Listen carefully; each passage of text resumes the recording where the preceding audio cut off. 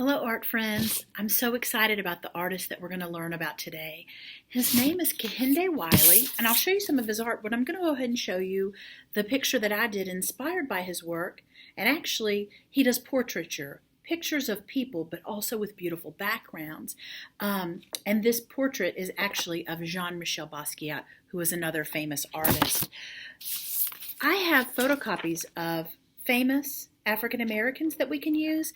If you're doing this project at home, I'll talk more about this later, but you can also use magazine cutouts, and so that would be a figure in a beautiful floral landscape as well. And so, and then you can have things that are not flowers, because this was for Toni Morrison, and Toni Morrison is a famous author, and so I have this that I can add to that background. And I also we'll be talking about floral motifs that we can use in our artwork. Before we talk about the creation of our artwork, and I do use crayons, so I'll talk to you more about how I'm falling in love with crayons.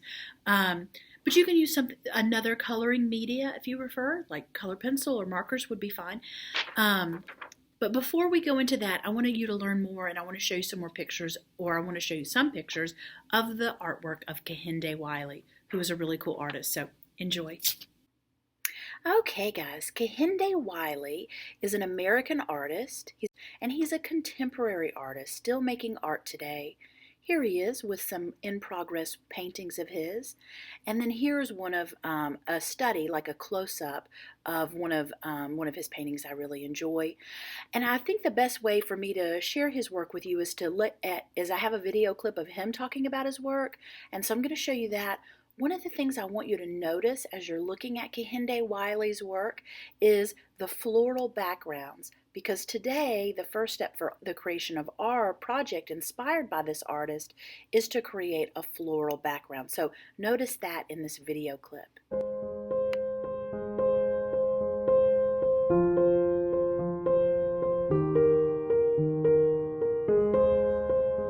Everyone is fascinated by looking at another human being. There's something very intimate about the ways that people assume that by looking at certain parts of the portrait, they'll be able to understand who these people are, where they come from, and why they happen to be in this museum today. In my work, I try to slow down and see individuals. I'm standing on the shoulders of all of those artists who came before me, but here there's a space for a new way of seeing black and brown bodies all over the world.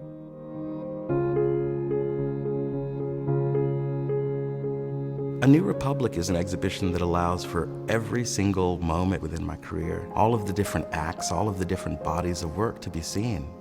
What you get is a diversity of experiences, a picture of what Black American kids are up to, a picture of what the global story is with regards to how young people adorn themselves and celebrate and fall in love.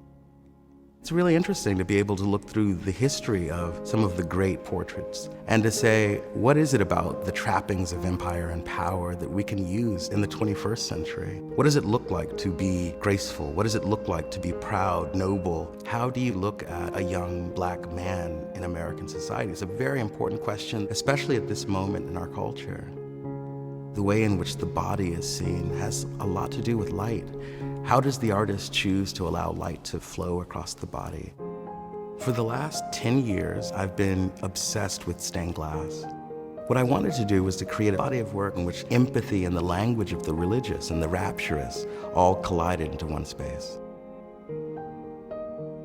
Black women have always been at the core of my thinking around portraiture. You see so many portraits where the male figure stands dominant at the forefront of the painting, and women and children and land are seen in equal measure as possessions. In my own work, the women are strident. They take the front. But there's also a sense of mystery. We don't really know who these women are. Bound is a sculptural project that looks at the presence of Black women, all of those women that raised me, the graceful women who've been in my life over the years, but also the ways in which Black American women adorn themselves as both a type of communication act and armor. And hair is principal within that.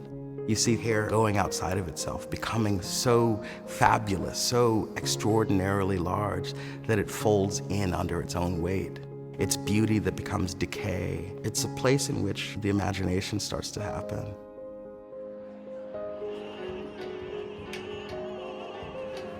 The Brooklyn Museum is extraordinarily important for me. I remember having my first exhibition here. Being able to celebrate this moment in a place like Brooklyn, where so many of the people who are in these paintings come from, is an incredible blessing. In some sense, what I'm trying to do is to come to terms with the ways in which Black American culture has been beamed out into the rest of the world. And that is a type of new republic.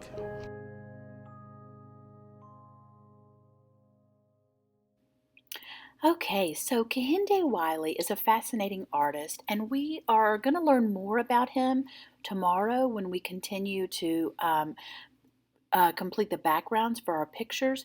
But I want to go ahead today and show you the first step for the project inspired by Wiley. And what I have, and you'll see here, I have photocopies of photographs of famous African Americans. That was Frederick Douglass, and then we have Serena Williams, and then we have Jackie Robinson, and Toni Morrison, and Harriet Tubman, and Jean-Michel Basquiat. So I have those photocopies. But if you don't have one of those, if you're doing this project at home, then you can find a magazine picture or a photograph of a figure, of a person. He does do portraiture, so I do want you to have a picture of a person. And I actually, on mine, I end up using that dog as well, the little girl with the dog beside.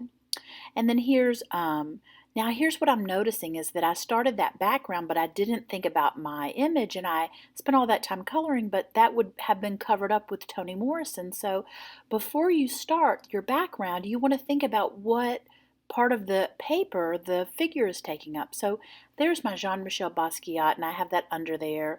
And I'm tracing, you can see how I can see it through the paper. Later I'll cut out the figure of Basquiat, but for now I'm just tracing around so that and it doesn't have to be perfect or exact, just enough to have an idea of that's where the figure is going to go. I don't have to fill that area with background floral motifs. And motif is just like a repeated visual element in art. And I have examples there of floral motifs. You can copy any of my floral motif ideas, or of course, if you have a way you like to draw flowers, you can do that. And you don't have to add just floral things. On this picture, this one inspired by Kehinde Wiley, but it's a portrait of Basquiat, he would do a lot of crowns in his artwork, so I actually add a crown in the background of this one. And then when I do the Toni Morrison one, I added blue eyes in it because she had a book called The Bluest Eye. She was a writer. All right, so I finished my pencil drawing, and now I'm going in and I'm ready to add color. And you could go back and forth, like draw one flower, color it, go back and draw another flower, or do it all as separate steps. Either way is fine. But I want to talk to you about my technique here with crayon. And I also want to just give a plug for the crayon and say I have underestimated what you can do with crayon. So I'm doing a darker, pressing more firmly to get the outline of the flower here. But then what you'll notice is I go in and I do a light coat of that color and I layer other colors on top of it. That's going to give you more variety of color, different colors. It also, if you do one layer and then you do another layer, like even of the same color, you can start to get a variety of values, the lightness or darkness of a color. And you can get these really beautiful, interesting effects without having even too many colors or crayons. You can do this even if you have like the small 8-pack of crayons. You can still get a lot of variety in with the way you use it. So layering colors is my big tip for how to get really beautiful results with crayons. There I'm just doing some orange at the tops and bottoms. So I wanted to plug crayons. And what they've made me realize is that in art, it's not what you have, but how you use what you have.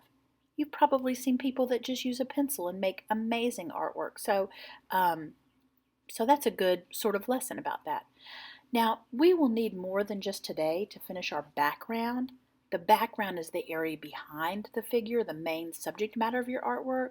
You could argue that in Wiley's, the focus is the figure, but then also the background has got a lot of interesting things going on. So Background, that's a good vocab for you today.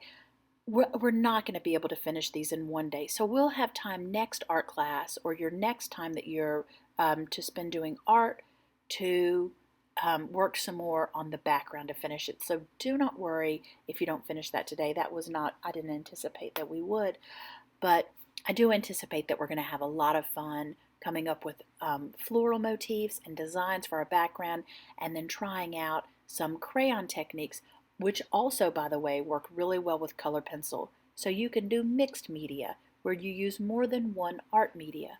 Remember, media is what an artist uses to create their picture. So here I'm using crayon. You can use a mixture of crayon, color pencil, and also include some marker. All right, y'all, I'm excited, so let's get into it.